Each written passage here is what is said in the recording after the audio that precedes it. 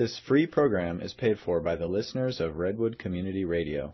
If you're not already a member, please think of joining us. Thank you. For other viewpoints, thank you for joining us.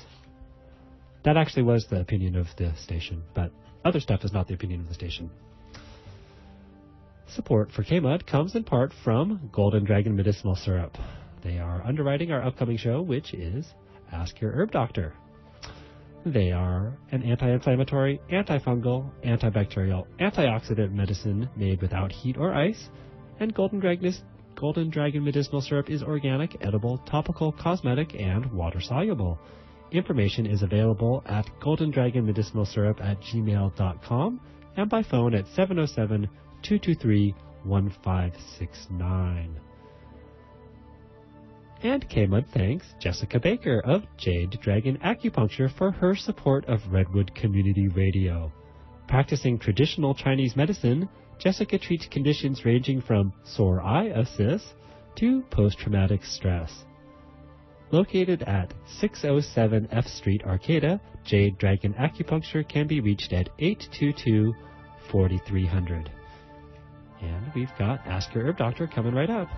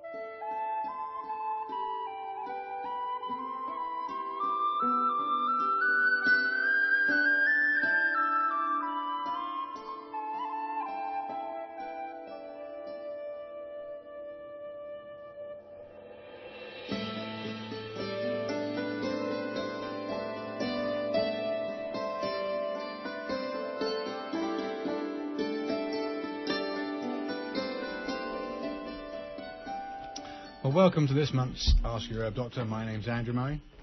My name's Sarah Johannesson Murray. For those perhaps who've never listened to our shows, they're run every third Friday of the month from 7 till 8 p.m.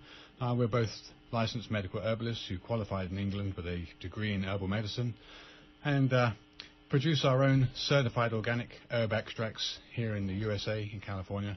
And we have a practice here in Garberville where we consult with clients about a wide range of conditions. Well, once again, we're very pleased to introduce Dr. Raymond Peat to the show, who's going to share his wisdom with us.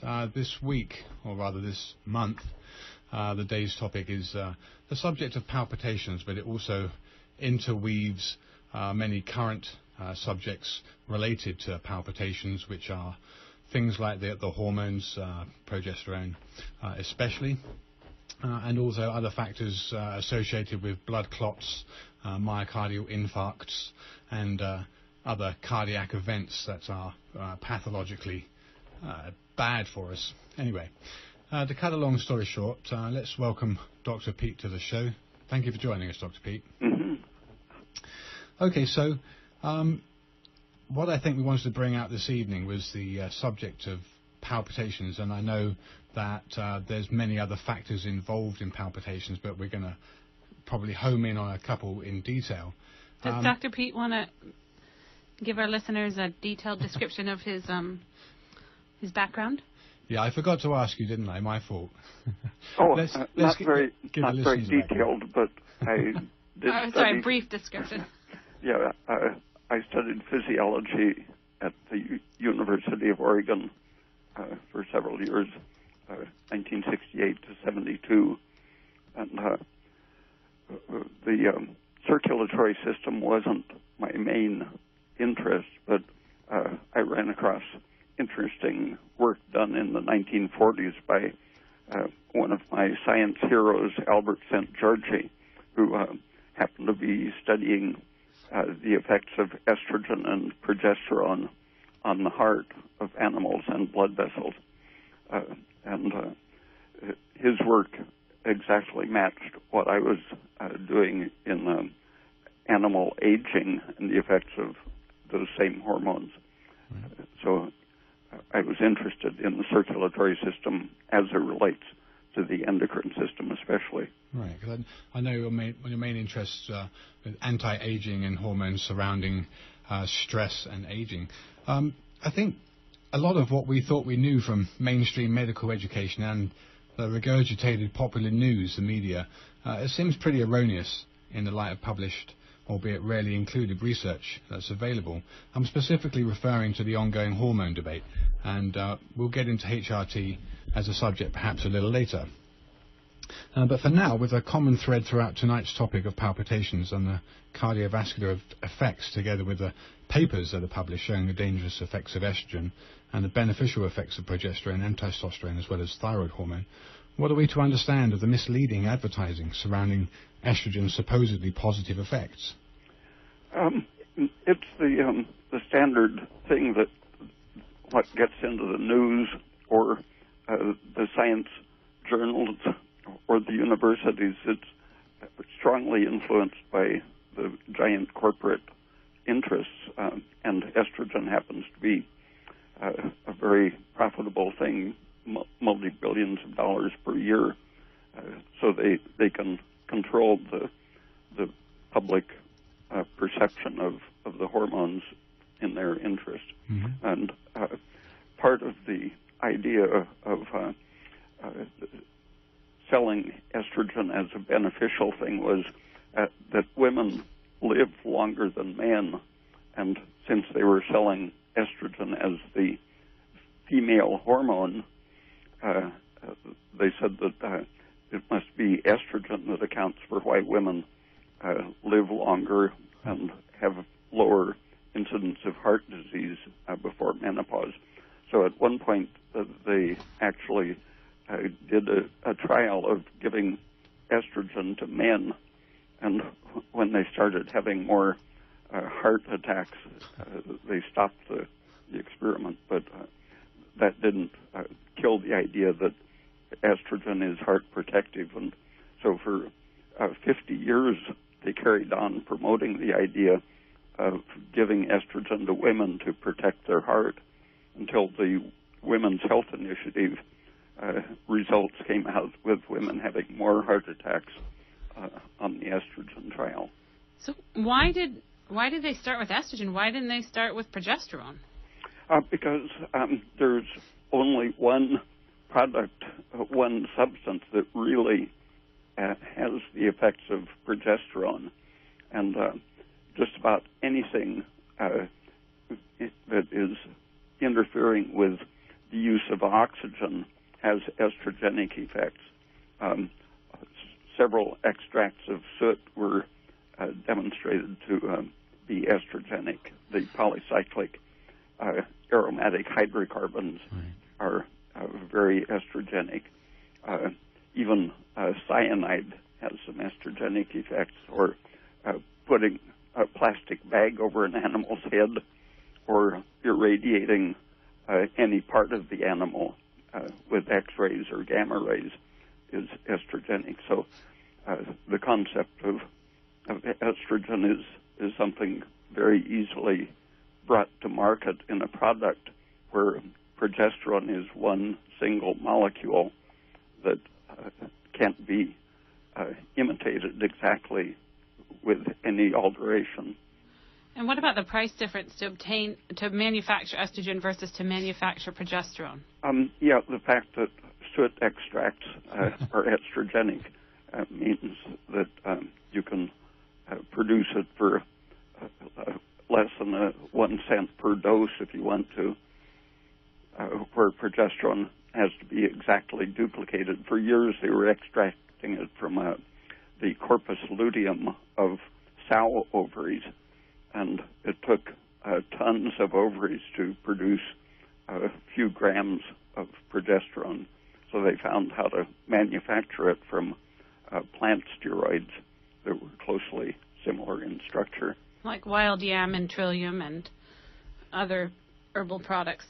Yeah, with a few chemical alterations, they could become exact copies of the progesterone molecule. But since no one could patent that one substance, they introduced small changes, making it no longer progesterone, but they said it was close enough to progesterone, but it would be better than progesterone because they had a patent on it and could advertise it. And they devised tests that had something in common with the real progesterone molecule, a certain change in cells of the uterus, but that let them call it a progestin or progestogen because it had something in common with progesterone. But they implied that it supported gestation. But in fact, these were the chemicals that were the basis for the birth control pill because they prevented gestation. So really they should be called anti-progestins. So there's so many different things that can patent and manufacture a drug from soot, which is just, black soot from a fireplace, I guess, right? Yep. And all those other things you mentioned, whereas progesterone is, it takes a lot of ovaries and a lot of plant material to produce it, so it's much more expensive. And also then the effects in the body, then estrogen has, I wouldn't say, you didn't say it has a wider range of effects than progesterone, but that it's... Well, it does. It affects every system, but in pretty much exactly the opposite way that estrogen does. Any tissue that's injured will begin producing its own estrogen. So the idea that a woman is estrogen deficient at menopause is just a complete fabrication. Someone was measuring the estrogen manufactured in a monkey's ovary, and to measure the change from the blood going into the blood coming out of the ovary, as a control, they measured the blood going into the arm and the blood coming out of the arm of the same monkey, and found that the monkey's arm was producing more estrogen than the ovary. Wow. And since women at menopause still have their arms and legs, there's no way that they're going to have a decrease in the basic estrogen. So there's another medical myth that we've been told, is that in the menopause, you're suffering from lack of estrogen when, in fact, you're suffering from a lack of progesterone.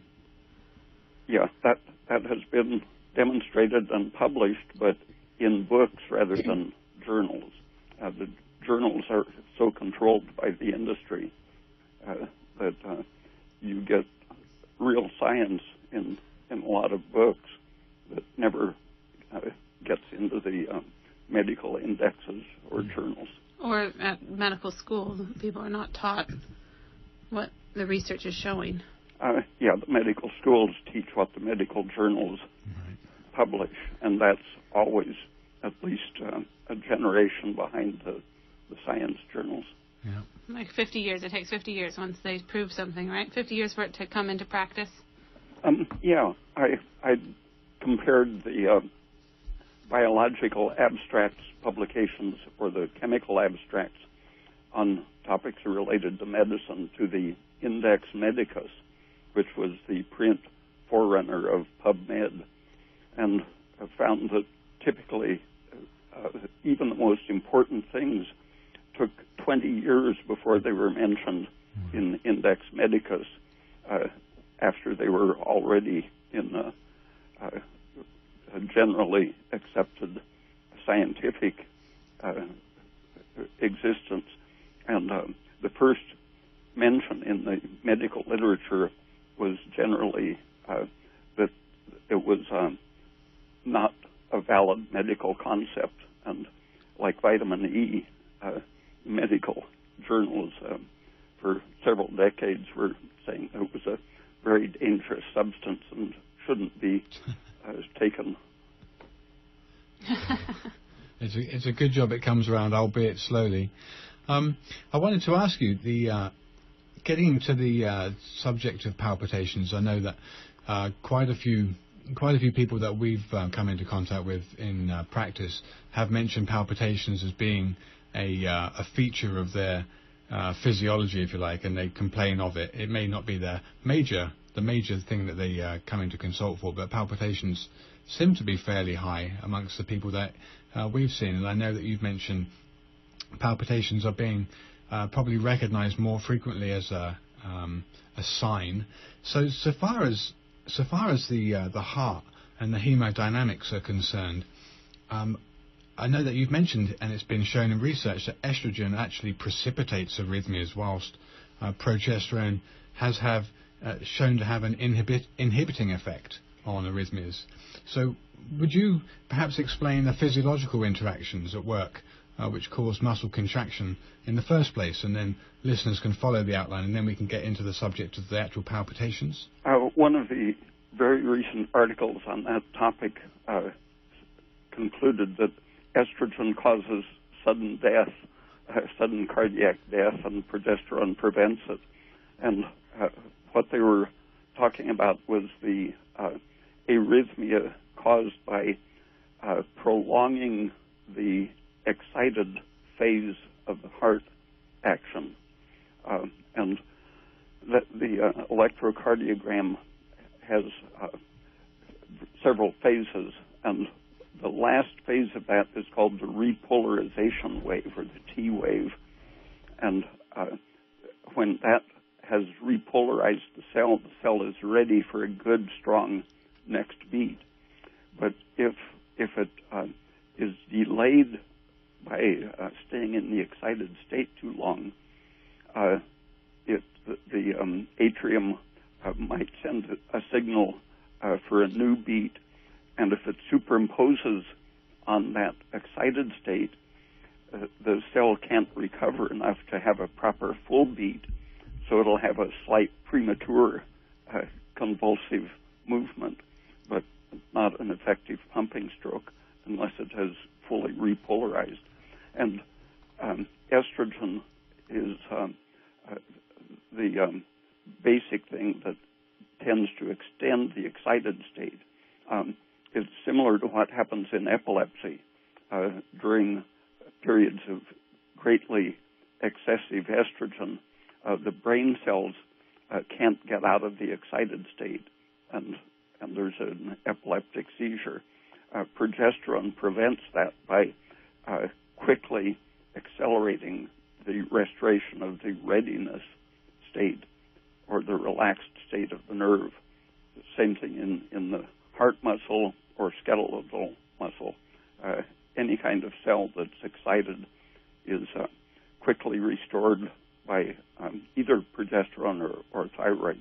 Both of them have the energy restoring effect in slightly different ways. The thyroid increases the energy production needed to relax the nerve or muscle. Progesterone stabilizes the relaxed state so that it can hang on to the energy produced by thyroid, where estrogen interferes with both of those processes, slowing the action potential is what they call the excited state electrically. Okay, good. All right, just want to let people know you're listening to Ask Your Herb Doctor on KMUD Garberville 91.1 FM. And from the 7:30 to 8 o'clock, you're invited to call in with any questions related or unrelated to this month's subject of palpitations and cardiac events surrounding them. If you're in the area, the number's 923-3911. If you live outside the area, the number's 1-800-KMUD-RAD.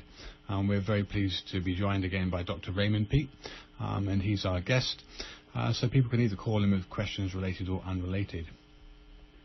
Okay, so you mentioned the other thing, that thyroid hormone is also able to allow muscles to relax, and that this is another way of showing that the energy that's necessary to allow that relaxation is made possible through thyroid hormone.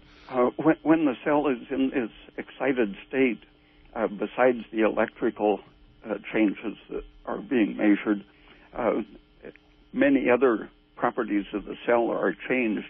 For example, one of the immediate obvious effects of estrogen excess is that cells take up more water or release water more slowly. So in this 1 second or fraction of a second state of excitation of a nerve or muscle, the cell momentarily takes up a little bit of water, swells up a little bit, and then as it relaxes, it squeezes the water out. And so if you are having the premature contraction and not letting it relax fully, the cell is actually getting a little waterlogged with each of these false beats. And that's an effect that estrogen has on every place that it acts, whether it's pituitary, uterus, breast tissue, or heart, or nerve. It's causing a slight waterlogging and swelling of that cell. So is this why that so many women had heart attacks then when they did that HRT trial, was because the estrogen they were taking was suppressing their thyroid and causing the waterlogging and blocking the progesterone, and they just had an elevation of estrogen? Yeah, one of the differences between heart failure in women and in men is that the diastolic or relaxation phase is more often defective or obviously defective in women. And in that poor diastolic relaxation, the cells become progressively more waterlogged and unable to relax. And in that overhydrated state, they also can't get rid of the calcium that comes in when the water enters. And so it ultimately can lead to actual calcification of the heart.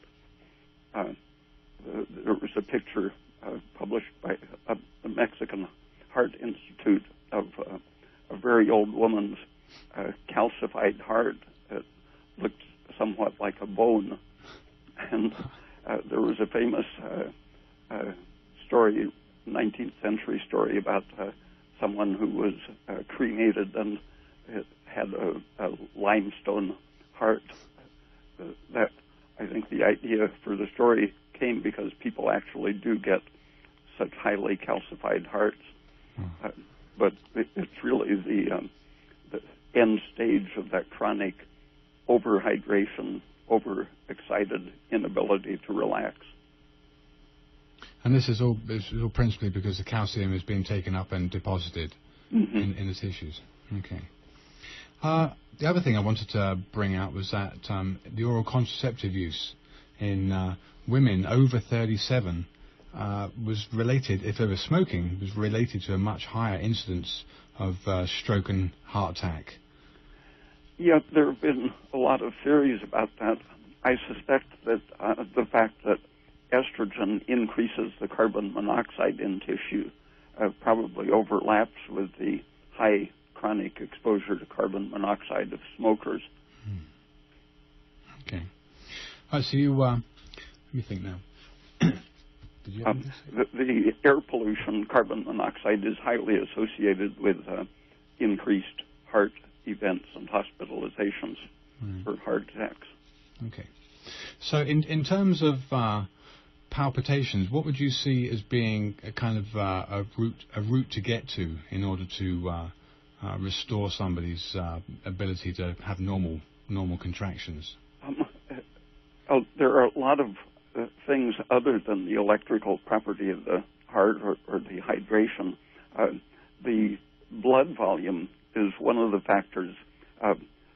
For example, high estrogen women are susceptible to varicose veins ultimately, or before that, just swelling or distension of the veins for example, putting your hand straight down, sometimes the veins on the back of the hand swell up, and the legs tend to do that in the high estrogen phase of the menstrual cycle.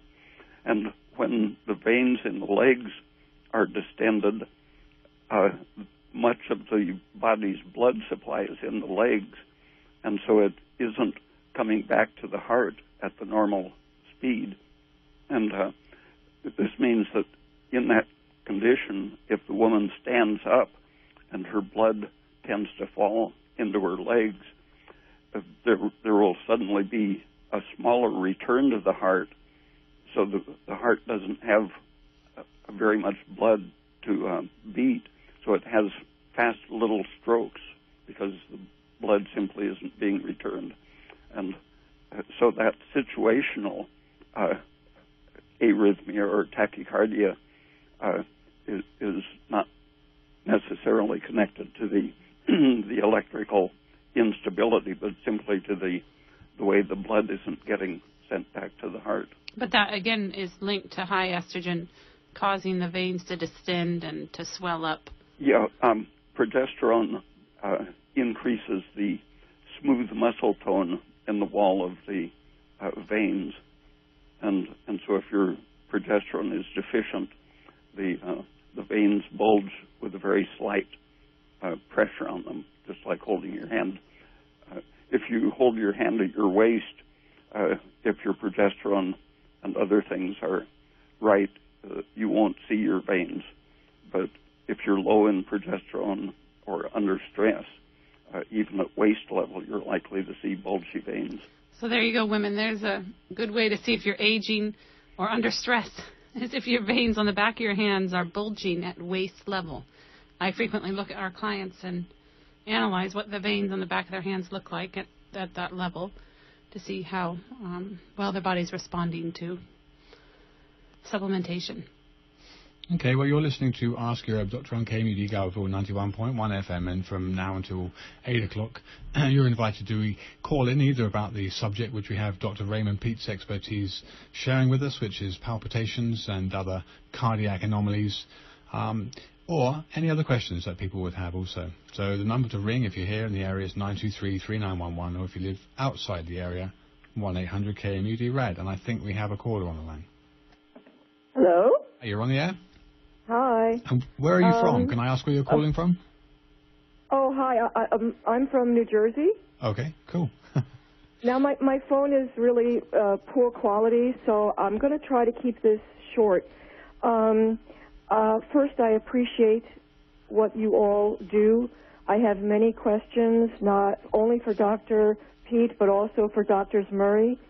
But also, I saw something, however, today on Dr. Peat's site, I saw something that I think maybe he would want to know about.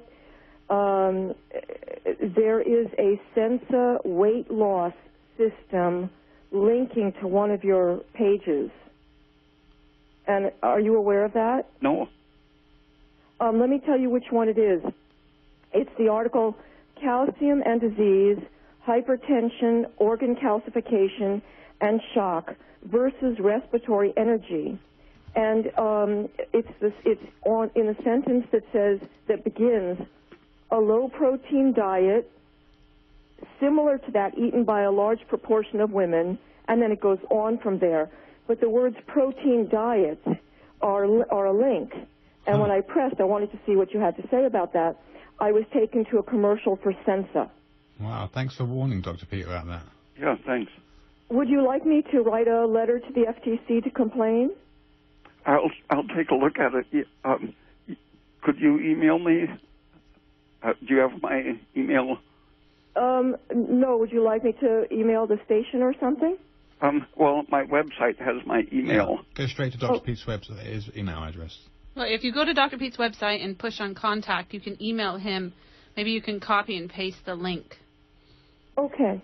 If you go to Okay, I'll do that. But now, since this thing came up, me personally, I'm not in any danger of taking Sensa. I assume it's junk, but especially when they act like this. Yeah. But what is your understanding? What is Sensa? And on a physiological level, what happens when we take Sensa? What is that? Yeah, I've not heard of it either. Do you know anything more about it? Is it an acronym? Okay. I'm sorry. I've seen commercials for it where you sprinkle something on your food and it makes you not, and somehow you don't eat as much. And I'm wondering if it's like changes the taste of food, or so they say, enhancing the taste of food, and therefore you don't want to eat as much. And now that just sounds like MSG to me or something. Yeah, I've never heard of it. Oh, okay. So I'm going to leave it there then, and I will email the link. Okay, and just for our listeners, if you want to contact Dr. Peat, you can go onto his website at www.raypeat.com, and there's a little Google search area. You can put in something there, so you put in contact, and then it'll come up with his contact details, and you can email him through his webpage. Okay, it sounds like the last caller had come across something very useful to know, Dr. Peat. So I'm glad for that. Thank you. I'm going to sign off. Yeah, thank you. Thank you for your call. Somebody's obviously inserting some malicious hyperlink into one of your articles, apparently. So, good, excuse me. Good to hear about that. And I would imagine that the sensor is probably junk. So, okay. I don't know if we had any more callers on the air. If we do, let's take the next caller. Well, this wasn't entirely human health related, but somebody just wanted to say how excellent Maria, the new assistant at the Garberville Vets Clinic, is, because it was a medical show, so they put that out there. And I'll personally ask, what's the herbology of nettles? I've been eating a lot lately. What's the what of nettles? Nettles, stinging nettles, like nutritionally and whatnot. Right. Well, they contain a lot of calcium, actually. It's one of the probably the herbs that contains the most calcium. So obviously we recommend people to consume egg cells as a source of calcium because they're even richer. But it's a very pertinent question in some ways, Michael, because this time of year it's probably the most nutritious time to eat nettles. So when they're about 18 inches tall, you can cut them just down to more or less ground level and steam them in a small colander inside a pan with just a small amount of water, and steam them for about 10 minutes. When they become very limp and flaccid, they go fairly brownish in colour, but that's not a problem. And the liquid is beautiful. It tastes so mineral rich and will contain quite a lot of calcium. So it's it's also an antihistamine for allergies, etc., for people that are suffering from seasonal rhinitis and those kind of things. It's the perfect time of year to make your nettle salad. And then I like to put olive oil and a little squeeze of lemon. Absolutely. I forgot and a little that. cheese on top. And, of course, a little feta cheese doesn't go too far. Okay, good. I don't know if there's anybody else on the line, so, okay, looks like there's one more call. Let's take this next one. Hello? Hi, you're on the air, and where are you calling from? I am in Eureka right now. I'm from Southern Humboldtville. Eureka, California. Okay, cool. Mm-hmm. I was interested in the heart palpitations or the estrogen and progesterone conversation, but you had mentioned briefly that there's something to do with the effect of seizures of epilepsy as well with estrogen. Did I misunderstand that? The blood what? There's a connection. She's asking about the connection between epilepsy and estrogen. Yeah. I've got an article on my website about that in detail, but it's been known for around 70 years that there's a premenstrual type of epilepsy, and that eventually led to animal experiments in which they showed that the ratio between estrogen and progesterone mainly is what governs the stability of nerve cells as much as any cell. But when the ratio is too high, just a slight stimulation can set off an uncontrollable volley of activity leading to seizures of different types. And it's correctable very easily by metabolically lowering that ratio, increasing progesterone and excreting estrogen faster. And this can you can figure this ratio out by asking your doctor to do a blood test for estradiol and progesterone and looking at the ratios between the two. Okay. And Dr. A friend of mine exactly that with her cycle, so she'll be thrilled to find this out. So it's on your website, though? There's a whole article on his website. Okay. All right, thank you for your call. Okay, I think we have another caller. Actually, we had a caller who would like me to tell them more about eating nettles and how I eat the nettles. And the one important thing is that the nettles do not sting you once they've wilted. They absolutely don't. If you've cooked them a little bit. You can chew them right on and they don't sting. It's pretty amazing. So what I do is I go with the glove and I grab the very tip of the plant and I snip off just the very, very tip, even though they are only 18 to 2 feet. Just 2 feet tall. And then I saute onions and I throw them on top of the onions. And I've been making mainly Indian food with them, where I dump Indian curry spices and sour cream on it and make like saag and peas and stuff. Or else I make soups with it. And you said to steam them for 10 minutes. I find they cook a lot longer than you'd think for that. So I cook them 20 to 30 minutes even. And for people with sensitive digestions, if all that fiber is a little bit too much for you, if you do boil them and then drink the liquid, that's where most of the minerals will come out into anyway. So it's also very nutritious that way for people with more sensitive intestines. And I'm steaming just the very, very top little growing tip that I snip off, so there's not much stem fiber. And I was thinking about chopping more of it down to feed my chickens, but as it is, I just kind of trimmed the patch. Okay. And if you're really careful with your fingertips, you can snip them off without gloves. I was trying that, but when you do it for a few hours, you end up getting stung a lot. Yeah, no, I know. Okay, so lines are open. Just to remind folks, if you're listening, we've got Dr. Raymond Peat with us again, sharing his wisdom on physiology and hormone physiology in particular, with relation to palpitations and cardiac failure. The next question, let me just say once again, if people are in the area, it's 923-3911. Or if you live outside the number's 1-800-KMUD-RAD. So Dr. Peat, talking about myocardial infarct, I read an article here saying that prostaglandin synthesis, prostaglandins being an inflammatory mediator causing kind of vasoconstriction, is actually relieved by progesterone, and both in angina and myocardial infarct. Progesterone is a pretty important compound if it can be got to a patient in a very short order, because it will actually restore this system. It's very much like cortisol as an anti-inflammatory, inhibiting the many different kinds of inflammation-promoting things, but prostaglandins are probably the most important ones for people who eat quite a bit of unsaturated fat. But it doesn't have the harmful side effects of taking cortisol or the synthetic glucocorticoids as anti-inflammatories. So is this like if you have a heart attack and you take aspirin very shortly after, or progesterone, do they both work the same way in blocking prostaglandins? Yeah, they both stop the inflammatory process, which leads to tissue damage. And the brain is more sensitive in many ways than the heart.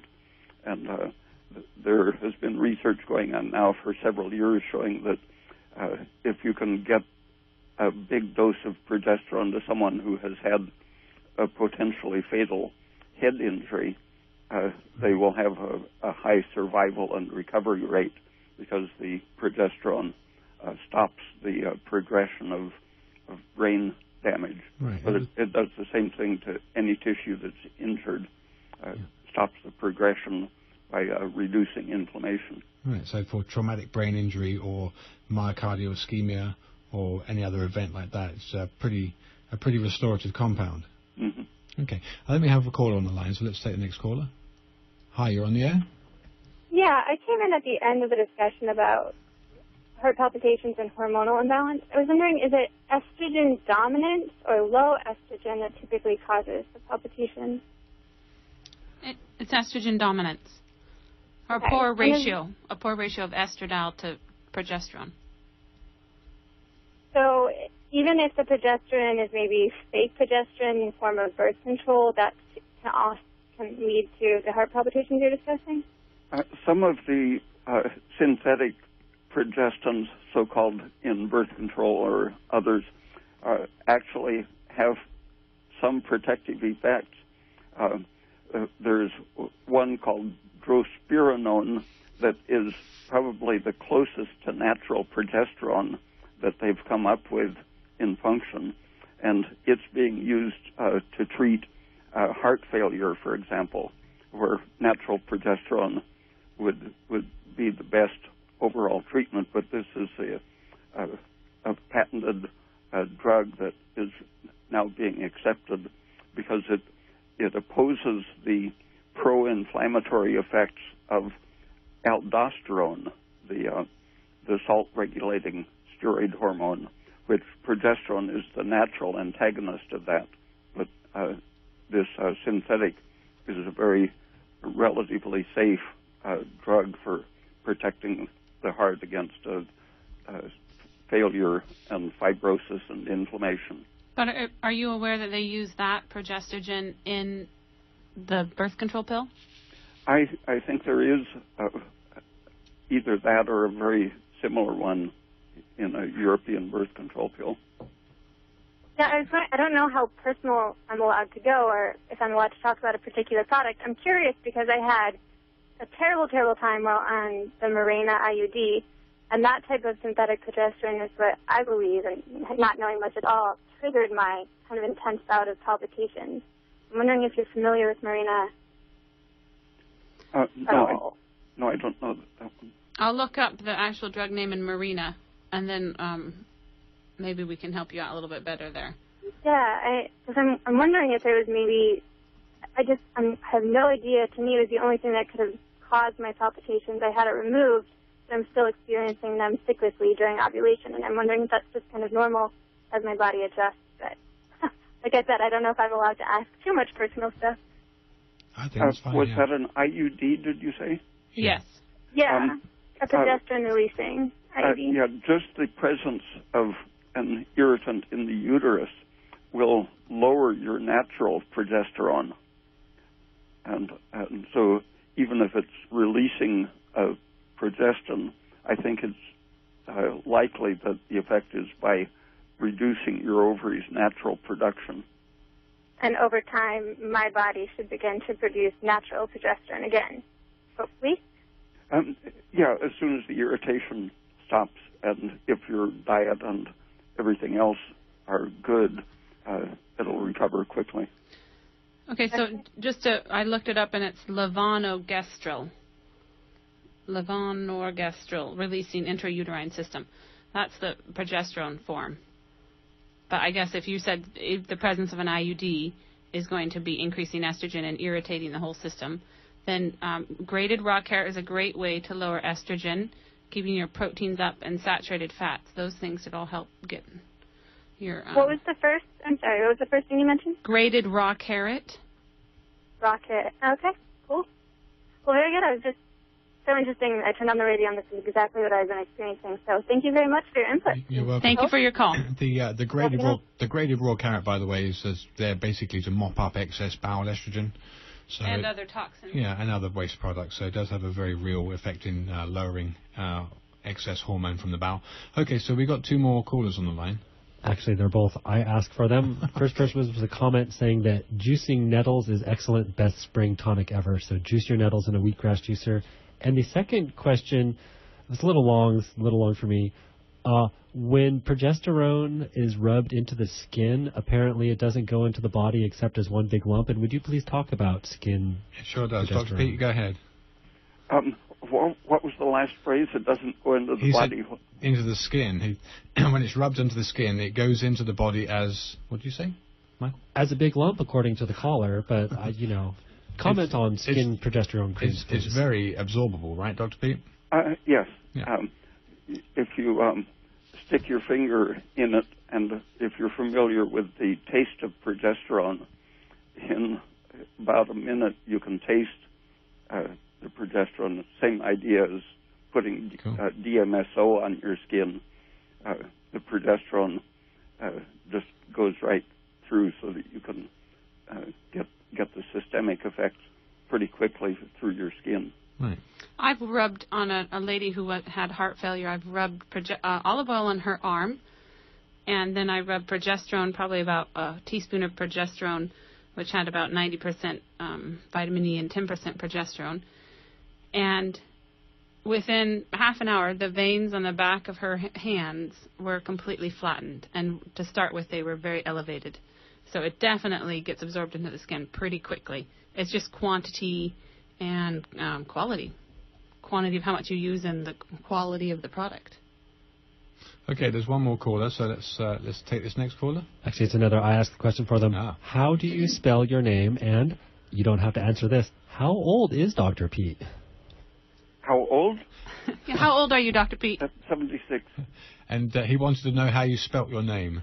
P-E-A-T. P-E-A-T. Like the peat moss that you can burn. That smells wonderful to burn. We tell people regularly. I'm surprised Michael had to ask. Anyway, okay. So I think he's talking to another caller who's coming on in, but at this point in time he's not flagging me that it's anyone actually there.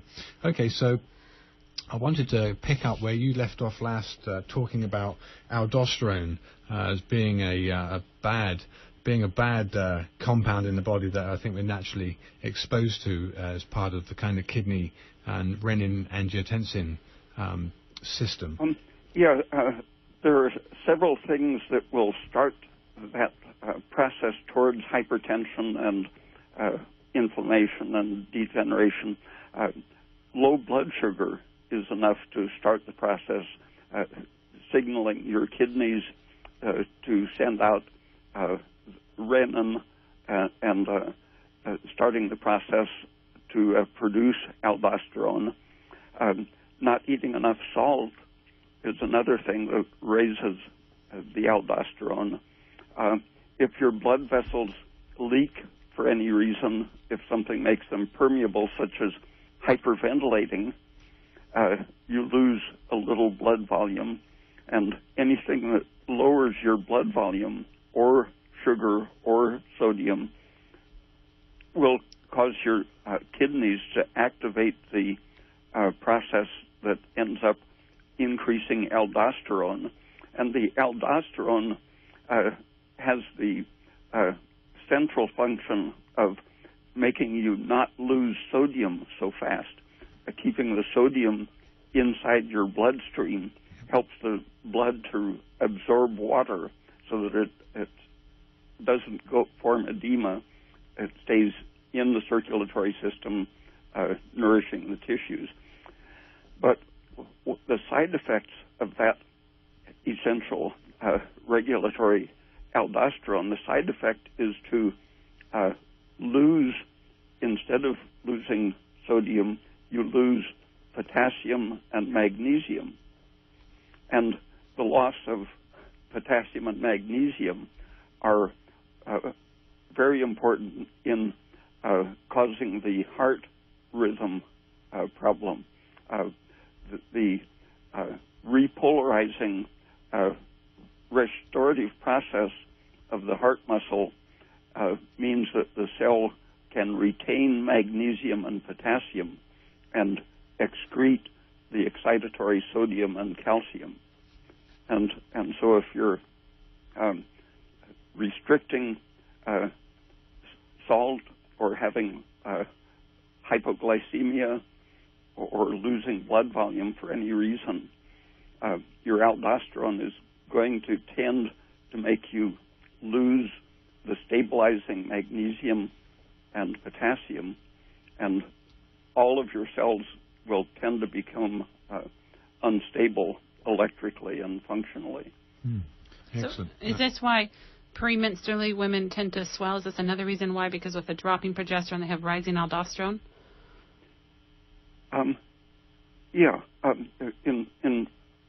Protein deficiency is another thing that will start this whole process. And salt deficiency. Protein, salt, sugar. Yeah. Hypoglycemia. Well, another excellent reminder. Thank you, Dr. P. I know you've mentioned several times on many different shows how important sugar and salt are, contrary to popular belief. I think we've got one more caller on the line, so let's take this next caller. And I think there's another coming in. So, caller, you're on the air? Yeah, hey. Hi, where are you calling from? Phillipsville. Phillipsville, California, folks. Okay. Go ahead. I'm right down the road. Yep. In the studio. I am sorry, but I tuned in like less than 10 minutes ago, but this information is very relevant to me. I would like to continue dialoguing with you after the show, if that's possible. I am dealing with lupus myself, and I have a grand mal seizure once a month in association with my menstrual cycle. For a while there, it was typically the night before my period started. I'd have a grand mal seizure, and it seems to me, because of my response to B vitamins, that it's associated with a drop in my progesterone. Right. So I've been listening to you guys just now, talking about protein levels and aldosterone. And I've also registered as having low sodium for an extended period of time, but my doctors debated about the source of that, because I also have SIADH, so syndrome of inappropriate antithyroidic hormone. I was just retaining too much fluid, but I also just incurred a brain injury, and so cerebral salt wasting was another diagnosis. It seems like these things all go together, though, from what you're saying, sodium and progesterone. Behind the balance of aldosterone, estrogen, and progesterone is the thyroid function, and thyroiditis is something that goes along with lupus, too. Low thyroid is the main cause of that inappropriate loss of sodium. The hospitals don't seem to realize how important that sodium loss problem is, especially in older people, but under the influence of estrogen it happens too. Well, I know from my research that the seizures that go along with lupus, catamenial epilepsy, go along with low progesterone or low estrogen. It's my own assessment that it's low progesterone, but I just had my blood drawn a couple days ago. I'm finishing my menstrual cycle right now, but I had a regular sodium level. And so it seems like maybe cerebral salt wasting was what was going on. I'm just saying, I'm sorry for, coming into the middle of your show. I'm going to try and get a copy of it myself. But, I really would like to dialogue with you. Okay, well, no problem. At the end of the show, if you either call in or probably the best thing, you can call in and make a... Well, what we can do is give our contact details at the end of the show, and we work with Dr. Peat. And also, you can listen to the whole show on the audio archives on kmud.org. So if you want to listen from the beginning, you might find that interesting. As long as what's the name of this whole show then? How do I find it? Okay, so how you go on to kmud.org and you go to audio archives, and then you do Friday Night Talk, and you look for today's date, which is March 15th. It doesn't say the title of our show on there. It just says Friday Night Talk Show. And then you scroll down until you find the date, March 15th, 2013. You can either listen to it or download it. And then we'll give our contact details and Dr. Raymond Peat's contact details out at the end of the show. So are you guys not around here? No, we're in Garberville, and Dr. Peat lives in Eugene, Oregon. Oh, well, dang. Okay. Well, cool. Thank you. Sorry for interrupting. We'll look forward to hearing from you. No problem. Thank you for your call. Okay, next caller. Yes, interesting program. I hear mostly women calling in. I have a case of, I think they call them rope veins in one leg, and pretty much my veins have always kind of stood out. I'm interested if any of these, the dietary thing or some of these treatments you were talking about, like what would happen if I rub progesterone on my skin as a male? Is that not I heard earlier, I think you mentioned that it caused some heart problems. Is there some treatment for that isn't quite so drastic as what I've read online? Although some men do use progesterone very successfully, often for varicose veins, I think the best thing is to start with pregnenolone, using it orally, because that will normalize. It can produce testosterone, DHEA, as well as progesterone, and so it'll tend to keep your hormones more in balance than applying big doses of progesterone. Okay, what was the name of that again? Pregnenolone. And you can find it at where are you calling from, caller? I'm just outside of Redway a little bit. Okay, yeah, so at Chautauqua they'll have pregnenolone. Pregnenolone. And it's a precursor for all of our steroid hormones. Oh, okay. All right, great. Okay, Good show. just to make sure that you heard the name, it's Preg, as in pregnant, pregnenolone. Preg. Oh, okay. Yeah, Pregnenolone. Okay. But it's found in men and women. It's made from cholesterol from our liver, so it's a very common hormone in everybody. All right, Michael says he's got a quick question here we can squeeze in before the top of the hour. About how much sodium should a 155-pound, 42-year-old male intake? Your taste and craving would be the best way to judge, because everything affects it. Your thyroid hormone, if your thyroid is a little bit low, you need lots more sodium in your food. If your thyroid function is good, you can get along with a very low sodium intake and not have any problem. The reason women tend to have salt cravings around ovulation or premenstrually or in pregnancy is because the excess of estrogen and low thyroid or low progesterone causes them to lose sodium. But if your thyroid and hormones are good, you don't have to worry at all about adding salt to your food. Okay, Michael, so it's all about your tastes. And also, too, if you're having a comprehensive metabolic panel done, you'll see a sodium level on there. And sometimes if people are not sure how much they should be eating and they're not really craving it, sometimes it can be low even in that sort of situation. And on that same test, the albumin works with the sodium and thyroid to regulate the volume of your blood, and therefore all of these functional energy electrical systems. Okay, well, thank you so much, Dr. Peat. I think we're going to have to call this the top of the hour. Thanks so much for your help, and we'll just give out your details. Okay, thanks. Okay. All right, so Dr. Raymond Peat, physiologist and endocrine specialist, can be reached online, has a wealth of information, lots of articles, some of which were already mentioned by the people this evening, lots of articles that are fully referenced, scientifically referenced journal articles. His address is www.raypeat.com. And so the articles can be looked at, and he can also be contacted from that page. So lots of information, most of which you won't find anywhere else, folks. I'll tell you this: most of what he's producing, it's there in research. It just doesn't come to the mainstream attention. Like he said, it can take 20 or 30 years for supposed new ideas to actually come to light. So, well, not just new ideas, proven ideas. Proven ideas. Okay. I mean, proven, not ideas, proven science. Proven facts. Okay, so anyway, a wealth of information there, and don't be surprised if what you read doesn't sound like the things that you hear on TV, because you're not likely to. So what you're going to get from him is where the actual facts are. So go and take a good look, and email him if you want. Okay, so for those people that have called in tonight, thanks so much for your calls. Our details are... We can be reached toll-free 1-888-WBM-HERB, which is 926-4372, or that's the toll-free number, or locally 707-986-9506.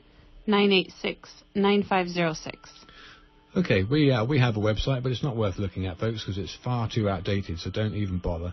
But we have email addresses, and that's another good way. So Andrew or Sarah at westernbotanicalmedicine.com. Thanks so much for people calling in. Really appreciate your input. And Dr. Peat, once again, thanks so much. We look forward to joining you next month, on the third Friday of the month.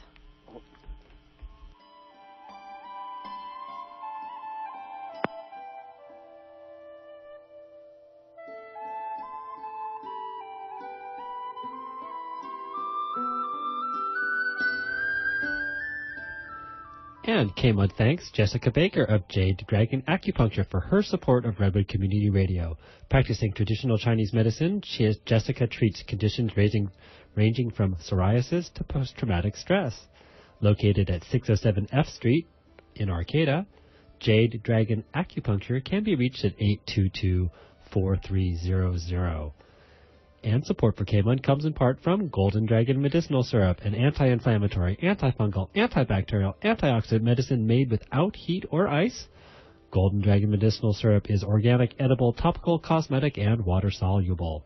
Information is available at goldendragonmedicinalsyrup@gmail.com and by phone at 707-223-1569. It's 8 o'clock. Get ready to get funked up because... Please remember that this program is supported by the listener members of Redwood Community Radio.